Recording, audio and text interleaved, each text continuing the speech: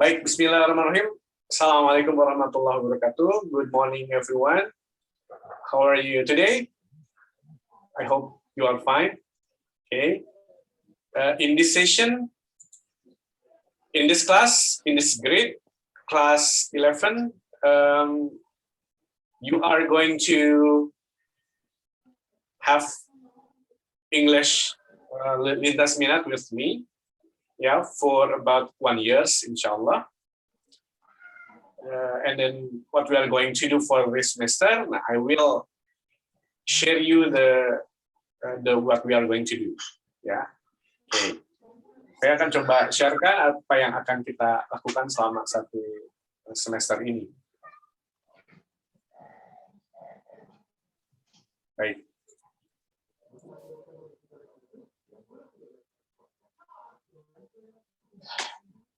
Oke.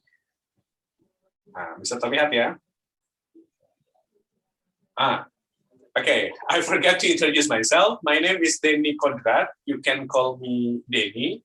I am a teacher at SMA Negeri Jatinangor. I have been teaching since 2009 or about 12 years ya. Sekitar 12 tahun gitu. Alhamdulillah. Oke. Baik. So what we are going to do in this semester, this one. First of all, today, 22 July, this is our first meeting, 22 July. And we are going to have a long journey, long meetings until 2nd December 2021. Or it's about 19 meetings or 19 weekends, 19 weeks, sorry, 19 weeks, ya. So it's very long, sangat panjang gitu. So I hope you can spend your time, you can use your time, use our meeting effectively, ya, during 19 meetings, gitu. Kemudian bisa dimanfaatkan dengan baik. Kemudian, have a look. November 7th and December 6th. Now, this is special time. You should keep in your mind that in November 7th itu mites. Berarti ada sekitar Juli, Agustus, September, so 3 months ahead ya.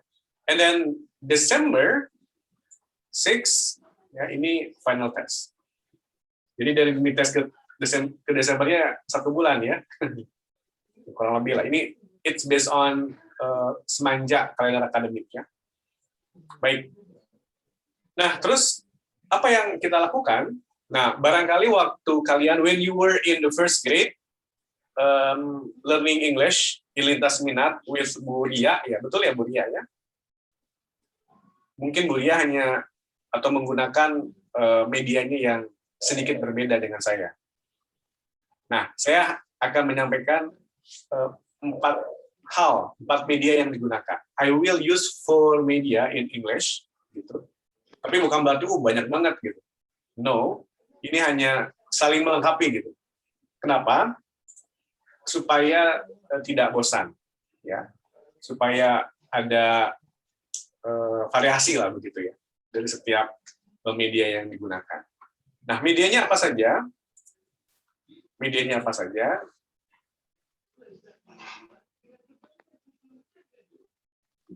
Yang pertama WhatsApp, gitu.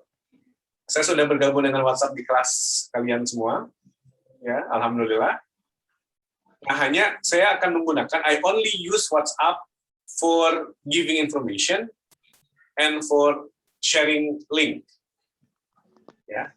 Jadi saya menggunakan WhatsApp-nya secara terbatas, ya, karena itu bercampur dengan mata pelajaran yang lain. Saya gunakan secara terbatas untuk memberikan informasi. Misalnya, tolong buka Google Classroom, gitu, atau tolong isi absen, ya, tolong download di Google, dan seterusnya. Gitu. Jadi aktivitas di WhatsApp hanya memberikan informasi. Nah, but if you want to ask me, if you need some information about English or about lintas minat, nah you can put your question in the WhatsApp. Gitu. Bisa, ya, bisa juga kalau misalnya mau bertanya. Atau mau japri juga boleh, gitu ya. Itu jadi WhatsApp saya gunakan untuk menyampaikan informasi. Artinya, it means that please do not put your assignment on WhatsApp. Jadi jangan menyimpan tugas-tugas itu di WhatsApp. Kenapa? Karena akan tercampur dengan pelajaran yang lain dan mungkin juga akan hilang, nggak bisa di-download. Jadi WhatsApp hanya digunakan terbatas untuk dua hal tersebut.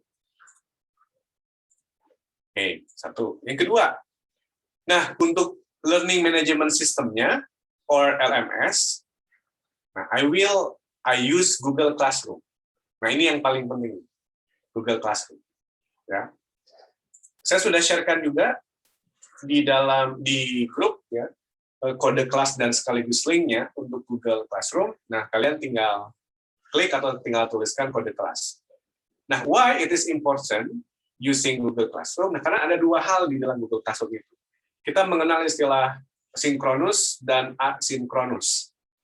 Untuk yang sinkronus, nah ini pertemuan kita ini sinkronus, artinya langsung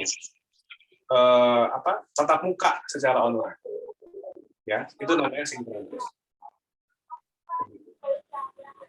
Nah, cuman problemnya dalam sinkronus itu tidak semua siswa bisa berkumpul, gitu ya. Itu problemnya. Tetapi kita coba backup yang sinkronusnya dengan merekam aktivitas kita, nanti saya akan upload di YouTube channel saya. Sehingga yang sinkronus ini kita berubah menjadi asinkronus. Nah, yang kedua kita sebut asinkronus dalam LMS, itu artinya kita bisa, atau saudara, atau kalian dapat mengakses materi pelajaran kapanpun. Begitu. Itu asinkronus. Ya. Baik. Jadi, kenapa, saya ulangi lagi, kenapa penting menggunakan Google Classroom? Karena di dalam Google Classroom kita mengenal ada istilah sinkronus. Misalnya saya pun akan menyimpan link link Zoom di sana, satu, begitu, sehingga kita akan berinteraksi dalam Zoom meeting. Yang kedua, saya menyimpan juga berbagai macam dokumen-dokumen di Google Classroom. Dan kalian pun juga sama, hanya mensubmit tugas pun di dalam Google Classroom, sehingga dokumennya itu tidak hilang. Itu gunanya dari Google Classroom. Ya, learning management system-nya di sana. Gitu ya. Baik, itu yang kedua. Kemudian yang ketiga, nah kita menggunakan yang sinkronusnya menggunakan Zoom meeting. Begitu. Kenapa Zoom meeting? Ya, ini mungkin lebih pada selera. Cuma menurut saya Zoom meskipun dibatasi 40 menit ya untuk yang gratis, namun lebih friendly use, bisa melihat semuanya, kemudian juga bisa direkam. Gitu. Kalau untuk yang fasilitas yang lain, khususnya untuk Google Meeting nggak bisa direkam dan nggak bisa muncul juga semua wajah ya, kalau terlalu banyak. Gitu. Baik, itu yang berikutnya ya, yang sinkronusnya. Lalu yang terakhir, nah saya menggunakan Google Form juga. Ini untuk beberapa dokumen seperti attendance list, mengisi absen, dan kalau ada quiz, ya, begitu. Kalau ada quiz Google Form. Nah hanya semuanya karena dia berbentuk link, maka semuanya akan dikonsentrasikan pada dua saja, artinya penginformasian link itu atau tautan itu hanya diinformasikan pada WhatsApp atau juga pada Google Classroom. So it is very important for you to check regularly Google Classroom and WhatsApp. Kenapa Clarice? Yes, Clarice? Kenapa? Oke. Okay. Baik, untuk yang Clarice Nabila Rivaldi ini nggak akan bisa terdengar karena audionya nggak masuk ya, begitu. Audionya nggak masuk ya. Nanti lihat aja di YouTube. Baik, saya lanjutkan.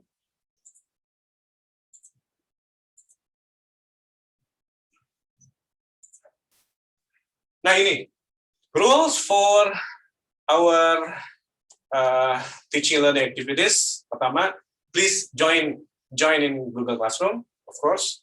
And please, if you have quota, please join in our Zoom meeting, because in Zoom meeting, in like this, we are going to discuss about the materials. Yeah. Kemudian, if you have questions, you can use WhatsApp group. And then please submit the assignment on time. Don't be late. And regularly fill in the attendance list. Gitu ya.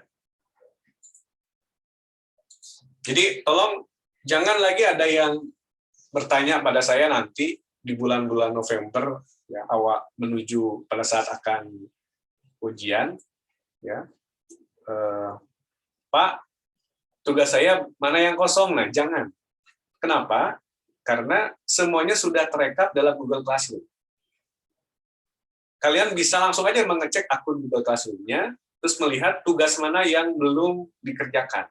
Di sana ada. Gitu. Jadi jangan lagi bertanya, Pak, tugas saya berapa lagi yang belum? Nah, kenapa? Karena akan sulit bagi saya untuk mengecek satu persatu siswa. Gitu. Karena yang di-handle oleh saya cukup banyak. Jadi tolong kita saling memudahkan ya secara aktivitas, sehingga kalian tinggal mengecek saja. Sesuai ada di Google Classroom itu tugasnya apa, tinggal dicek udah dibuat atau tidak. Sehingga yang paling penting itu ya on time, ya. Jadi on time. Nah, itu ya rules-nya. Baik, sebelum masuk ke basic competence atau ke materi yang akan kita pelajari di satu semester ini, ada pertanyaan dulu nggak dari poin-poin tadi? Silakan.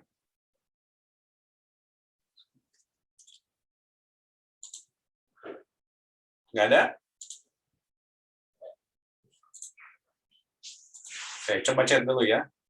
Oke, Clarice, Rahel,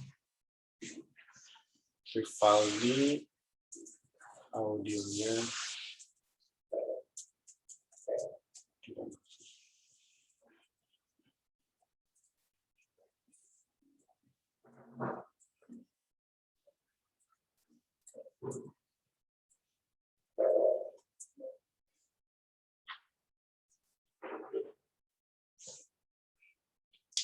Baik, saya lanjutkan lagi. Oke, sekarang kita lanjut kepada materi-materi apa saja yang akan kita pelajari. So, in this semester, we have about 10 basic competence, ya, or kompetensi dasar. Apa saja ini? Yang pertama, the first is basic competence in knowledge, or 3.1 until 3.5. Jadi ada 5 kompetensi dasar yang akan kita pelajari untuk poin 3, ya. Untuk knowledge ada 5, yaitu kita lihat di sini tindakan menyarankan atau melakukan sesuatu, ya. Kemudian ada teks yang memberi dan meminta informasi, gitu. Lalu ada unsur kebahasaan, ini past perfect, present perfect, future perfect. Lalu ada tindakan memberi dan menerima informasi. Lalu ada conditional sentence if, ya, itu yang poin ketiga. Ada lagi. Tentang puisi, lalu tentang teks naratif. Ini ada 5 kompetensi dasar 3, ya, knowledge. Nah, terus juga selain knowledge ada lagi keterampilan, ya, keterampilan, skills-nya itu ini menyusun teks hampir sama. Kalau tadi knowledge lebih pada aspek kognitif, nah ini sekarang psikomotornya. Hampir sama topik-topiknya, yaitu melibatkan tindak menyarankan untuk melakukan sesuatu, kemudian menyusun teks transaksional lisan dan tulisan, lalu menyusun teks, ya, lisan dan tulisan tentang ini memberi dan meminta informasi, gitu.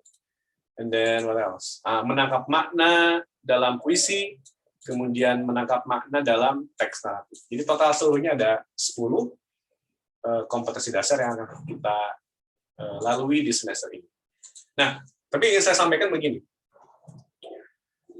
In English, because listening, reading, writing, speaking, ini semuanya terintegrasi, integrated skills. Jadi memang di dalam KD-nya tidak disebutkan, mungkin pengen Pak, ini speaking atau listening Pak? Enggak. Jadi dalam setiap KD itu akan muncul 4 skill tersebut. Misalnya dalam puisi misalnya ya. Di dalam puisi, aspek knowledge-nya, pengetahuannya misalnya, kalian bisa memaknai puisi tersebut. Gitu. Nah, maka di dalam hal knowledge ini, maka kalian akan mempelajari aspek reading-nya, bagaimana membaca sebuah puisi sehingga maknanya bisa kita dapatkan, gitu, ya, membacanya. Kemudian juga nanti dalam aspek yang skill-nya atau prakteknya, mungkin bisa menulisnya, writing-nya, gitu, ke sana. Atau juga bisa disuruh memberikan bagaimana tafsir terhadap puisi itu, pendapat Anda tentang puisi tersebut. Anda berbicara, gitu, berarti itu speaking-nya. Atau di saat teman Anda atau saya misalnya membacakan puisi itu lalu kalian mendengarkan, nah itu masuk dalam ranah listening. Jadi listening, speaking, reading, writing, dia terintegrasi dalam setiap kompetensi dasar yang kita akan pelajari. Ya. Tapi yang jelas tema-temanya terangkum dalam 5 kompetensi dasar knowledge dan 5 kompetensi dasar keterampilan. Ini secara umum lah ya. Meskipun kalau nggak ngerti juga Pak, oke lah, nanti kita nanti akan masuk dalam proses menjalaninya. Cuman yang jelas ini materi-materi yang akan kita pelajari di semester ini. Oke, berikutnya. Nah, bagaimana dengan sumber belajar dan penilaian? Untuk sumber belajar, menggunakan buku, kemudian worksheet, dan juga video pembelajaran. Nah, bukunya tentu, kalau buku untuk yang lintas minat ini saya tidak menggunakan yang ada di perpustakaan, ya. Namun buku yang online, saya pakai buku-buku online. Saya mungkin akan kutip beberapa bagian yang relevan untuk kita bahas. Nanti saya akan simpan di Google Classroom, kalian tinggal mendownload, gitu ya, tinggal mempelajari. Lalu nanti kita akan bahas. Begitu juga untuk yang worksheet-nya, untuk lembar kerjanya pun juga begitu. Saya akan simpan materinya untuk materi misalnya untuk pekan ini, misalnya untuk pekan depan, kalian tinggal download, tinggal dipelajari, lalu nanti kita diskusikan. Nah, terus begini, pemahamannya jangan bahwa setiap kita belajar, ya, akan ada tugas, gitu. No, saya tidak, meskipun kita online, tapi tidak menitik beratkan pada tugas. Jadi online itu ya sama seperti kita belajar seperti di kelas. Jadi mindset-nya tolong juga difahami bahwa belajar ini hanya berbeda medianya saja. Kalau biasanya di kelas kita tatap muka secara langsung, ya kita berdiskusi, kita belajar, begitu. Nah, sekarang medianya kita ada di online, tapi tetap sama-sama belajar juga. Tidak kemudian gara-gara online jadi hayo tugas. Jadi kalian dibebani dengan berbagai macam banyak tugas yang kalian juga tidak paham apa yang dilakukan atau apa yang yang dikerjakan dalam tugas-tugas itu kan. I think that's nothing ya. So it's not worth for you gitu. Jadi kasihan pada kaliannya sendiri. Sehingga yang saya coba lakukan adalah misalnya begini, untuk pekan depan ini misalnya ya, pekan depan misalnya kita fokus di Google Classroom dengan materi misalnya satu ekspresi. Nah, saya akan menyampaikan materinya ekspresi seperti ini misalnya, kalian tinggal mendownload beberapa ekspresi dalam memberikan atau menyampaikan satu pendapat begitu. Nah, kemudian saya akan berikan pemaparan dalam bentuk video, ada link YouTube-nya, tinggal kalian juga coba simak gitu ya. Lalu kemudian setelah itu tinggal dibaca lagi mana hal yang perlu kalian latih. Nah, nanti pekan depannya bisa kita diskusikan.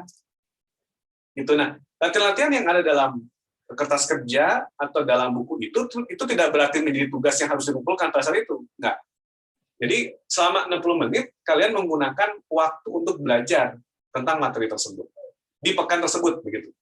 Nanti pada saat pekan depan kita pakai Zoom meeting lagi, nah baru kita membahas materi yang kalian sudah kerjakan atau kalian sudah pelajari. Pekan depannya lagi misalnya saya akan buat latihan.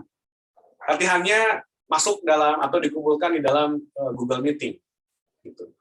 Nanti pekan depannya lagi ada feedback-nya di dalam Zoom gitu ya. Nanti evaluasinya pada pekan berikutnya ada evaluasi, yaitu kita sebut sebagai tes formatifnya atau English Progress Test. Saya mencoba mendesain tidak banyak tugas, mungkin hanya 3 atau 4 tugas saja yang akan dinilai, ya, lalu kemudian ada semacam 2 atau 3 kali tes, ya, selain dites dengan WAS. Oke.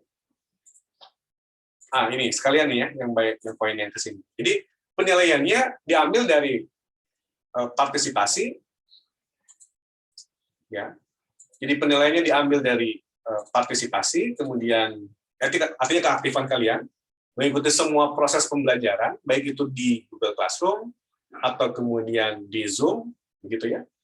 Lalu penilaian berikutnya dari assignment, tugas-tugas yang kalian kumpulkan. Saya mencoba menghitung mungkin tiga tugas lah, tidak akan banyak, mungkin 3 tugas ya yang akan dinilai. Jadi seandainya nanti ada 5 tugas atau 6 tugas, maka yang dinilainya mungkin hanya 3. Gitu. Selebihnya hanya latihan saja. Kemudian setelah itu ada mid test dan final test. Nah, itu semua yang akan menjadi penilaian, ya.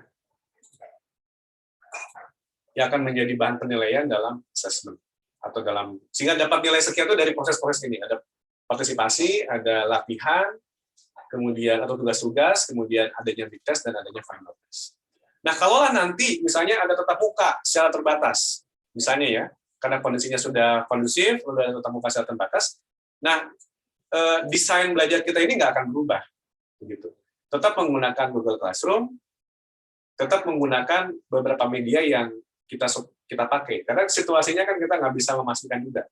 Mungkin misalnya bulan depan ada tatap muka, tiba-tiba bulan depannya lagi kondisinya buruk lagi, harus online lagi. Jadi untuk ini kita tetap menggunakan media-media tersebut supaya terdokumentasi dengan jelas, ya. Oke, setelah itu apa lagi nih? Udah, thank you. Baik, poin utamanya begini. Poin utamanya yang ingin saya sampaikan adalah kan sekarang muncul istilah lost learning. Kalian jadi hilang semangat belajar. Bahkan ada yang menyebutkan kemampuan belajar siswa sekarang turun menjadi 1 tahun, setback, berkurang 1 tahun ke belakang. Tidak mengalami penambahan, malah makin berkurang. Nah, dengan media-media seperti ini mudah-mudahan menjadi ikhtiar supaya meminimalkan kekhawatiran lost learning itu, kehilangan belajar itu dengan media seperti begini. Ya. Jadi kita dibiasakan untuk bisa menggunakan media online secara optimal, ya. Itu yang pertama. Terus yang kedua, Pak, kalau untuk Zoom meeting atau untuk yang meeting-meeting kayak gini agak berat juga Pak di kuota. Terus gimana? Nah, saya memberikan beberapa alternatif atau solusi ya. Pertama, saya tidak menjadikan materi atau tatap muka meeting ini sebagai satu kewajiban. Artinya yang bisa silahkan, yang tidak bisa karena keterbatasan sinyal, kuota dan segala macamnya nggak apa-apa. Yang penting kalian mengisi absen. Jadi saya hanya memberikan pelayanan gitu. Jadi saya memberikan layanan, saudara-saudara atau kalian mau menggunakan itu, alhamdulillah. Tidak juga, tidak apa-apa.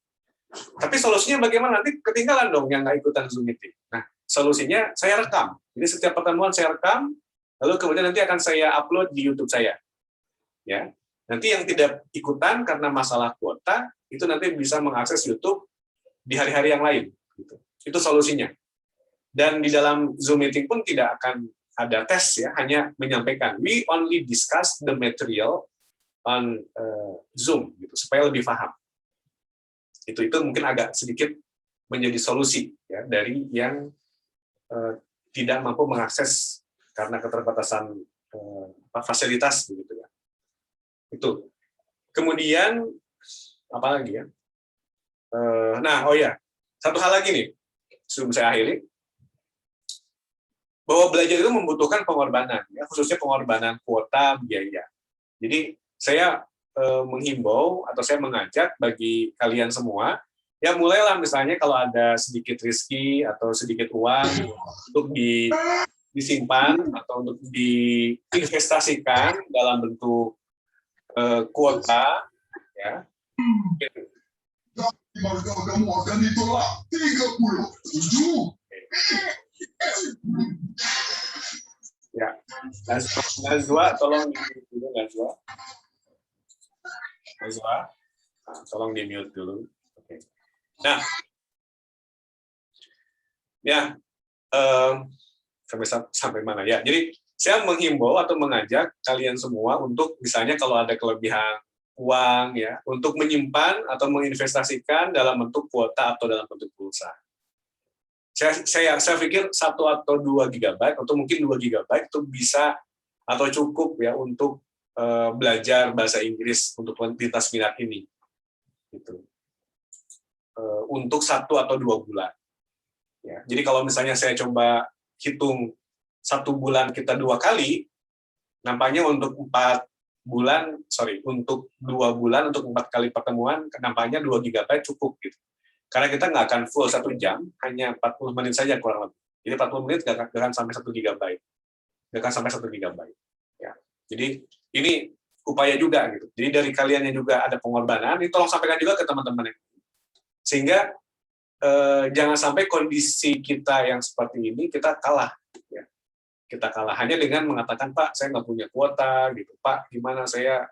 Tapi tadi ada upaya juga dari diri kalian untuk misalnya nabung ya, dari uang tabungan itu sebagian dibelikan voucher atau kuota. Ya mudah-mudahan nanti ada bantuan juga ya, mudah-mudahan. Tapi ini seandainya tidak ada bantuan, nah itu caranya mungkin lebih bisa digunakan. Mungkin dengan 5.000 atau 10.000 itu bisa membeli 1 atau 2 GB yang itu bisa digunakan untuk perjalanan kita mungkin bisa sampai 2 bulan. Ya. Begitu ya kurang lebihnya. Baik, kita ada waktu sekitar 2 menit kurang lebih. Kalau ada yang mau ditanyakan, silakan. If you have any questions. Silakan kalau ada yang mau ditanyakan.